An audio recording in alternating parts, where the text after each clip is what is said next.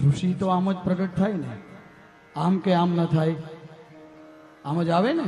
એટલે એવું કીધું છે, દરેકે સ્તુતિ કરી છે, ભગવાન શાંત થતા નથી. છેલ્લે પ્રહલાદજીને કીધું છે, આ તારા માટે ભગવાન આવ્યા છે. પ્રહલાદ, તું સ્તુતિ કરને જો તો કદાચ ભગવાન શાંત થશે. કદાચ ભગવાન શાંત થાય તો થાય.